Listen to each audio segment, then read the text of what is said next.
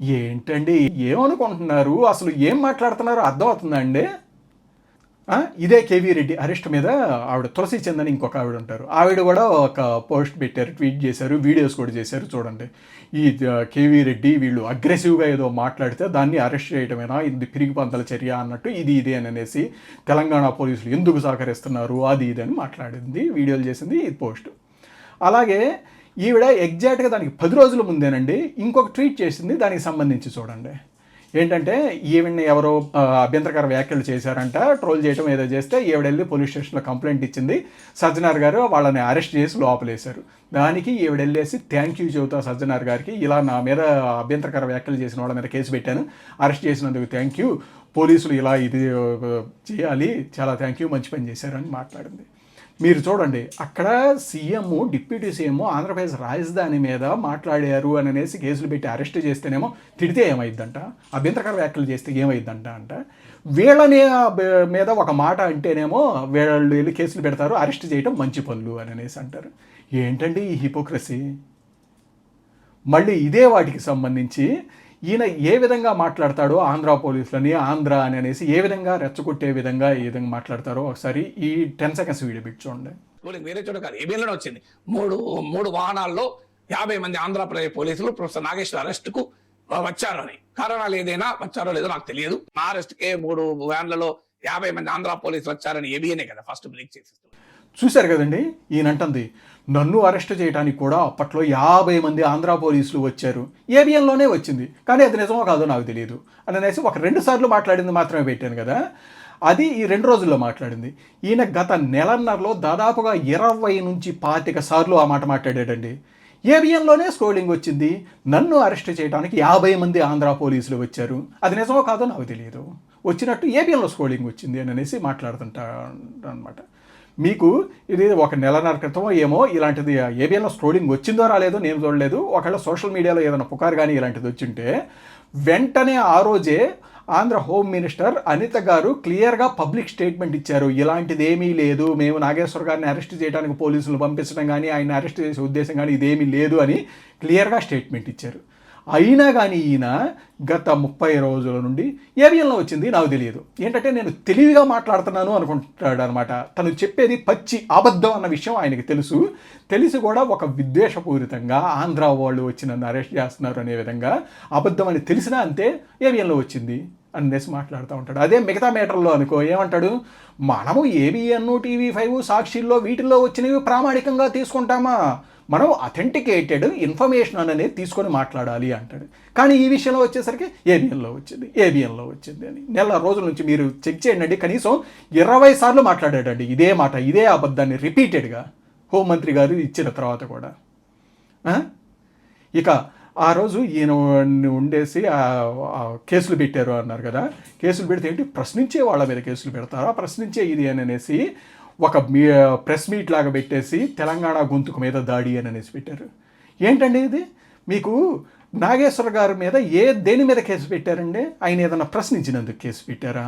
ఆయన మాట్లాడింది ఏంటి, ముఖ్యమంత్రి గారు, ఆంధ్రప్రదేశ్ ఉప ముఖ్యమంత్రి గారు, సెంట్రల్ హోమ్ మినిస్టర్ గారు అమిత్ షా గారి మీద ఒక లేనిపోయి ఒక కాన్స్పిరసీ థీరీ ఒకటి చెప్పేసి దానికి ఏ విధమైన ఎవిడెన్స్లు లేకుండా క్యారెక్టర్ అసాసినేషన్ చేశాడండి. క్యారెక్టర్ అసాసినేషన్, వీళ్ళు నమ్మదగిన వ్యక్తులు కాదు, వీళ్ళు నమ్మదగిన వాళ్ళు, అది ఇది అంట ఈయన క్యారెక్టర్ జడ్జిమెంట్ ఇచ్చేశాడు. దాని మీద ఆ నెక్స్ట్ రోజు సాక్షి కానీ ఇవన్నీ పెద్ద పెద్ద ఆర్టికల్స్ వేసుకొని ఇదంతా సర్క్యులేట్ చేసింది.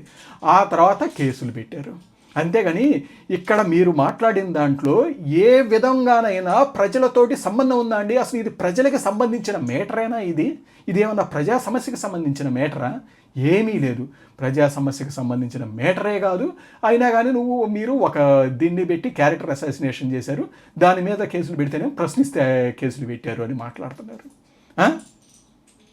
ఇదే మేటర్లో ఆవిడ తులసి చంద్ అనే ఆవిడ కూడా ఇక్కడ మాట్లాడుద్ది. ఏంటంటే నాగేశ్వర గారి మీద వైసీపీ కండువా వేస్తారా, క్యారెక్టర్ అసాసినేషన్ చేస్తారా, ఏంటిది, హౌ డేర్ టీడీపీ అని మాట్లాడుతూ ఉంటారు. మీకు క్యారెక్టర్ అసాసినేషన్ చేసింది నాగేశ్వర గారు కదా, మీకు ఆయన ప్రజా సమస్యల మీద కానీ దీని మీద కానీ ఏమైనా మాట్లాడారు? ఏమీ మాట్లాడకుండా central home minister, AP CM, AP deputy CM మీద ఒక కాన్స్పిరసీ థియరీ పెట్టి వాళ్ళ క్యారెక్టర్ అసాసినేషన్ చేశారు. అదేమో మీకు కరెక్ట్, వీళ్ళుండేసి దానికి కౌంటర్గా ఆయన మీద వైసీపీ కండవ కానీ ఇది వేస్తేనేమో అది తప్ప. ఈవిడ తులసి చంద్ గతంలో చంద్రబాబు నాయుడు గారు అరెస్ట్ అయినప్పుడు ఒక వీడియో చేశారు. అందులో పేపర్కి ఎంఓయూకి తేడా లేకుండా కంపారిజన్ చేస్తా అసలు స్కిల్ డెవలప్మెంట్ ప్రాజెక్ట్ అంటే ఏంటి, దాని ఎంఓయూ ఏంటి, దాని అగ్రిమెంట్ ఏంటి అనే డీటెయిల్స్ కూడా తెలియకుండా ఏదంటే అది చెప్పేసేసి చంద్రబాబు నాయుడు గారు ఏదో చేసేసినట్టు ఇది అనే వీడియో చేశారు. అప్పట్లో ఆవిడ మాత్రమే కాదు, ఇంకొంతమంది ఇన్ఫ్లుయెన్సర్స్ కూడా చేశారు అలాంటివే. ఆ తర్వాత నేను ఇమీడియట్గా వాళ్ళందరి మీద ఇదిగో మీరు మాట్లాడిన తప్పు, ఇది నిజము, ఇది అబద్ధము అని అనేసి ఎవిడెన్స్లతో సహా వీడియోలు చేస్తే ఏదైతే మిగతా ఇన్ఫ్లుయెన్సర్స్, యూట్యూబ్ ఇన్ఫ్లుయెన్సర్స్ ఉన్నారు కదా, వాళ్ళు ఇమీడియట్గా డిలీట్ చేసుకున్నారు వాళ్ళ వీడియోని. ఓకే, తప్పు జరిగిందనో లేకపోతే ఏదో ఉద్దేశంతో. ఎవరైనా తప్పులు చేయొచ్చు, పొరపాట్లు జరగచ్చు, అందులో నేనేం కాదంటలేదు. వెంటనే వాళ్ళు డిలీట్ చేసుకున్నారు. కానీ ఈవిడ మాత్రం తన వీడియో డిలీట్ చేసుకోలేదు.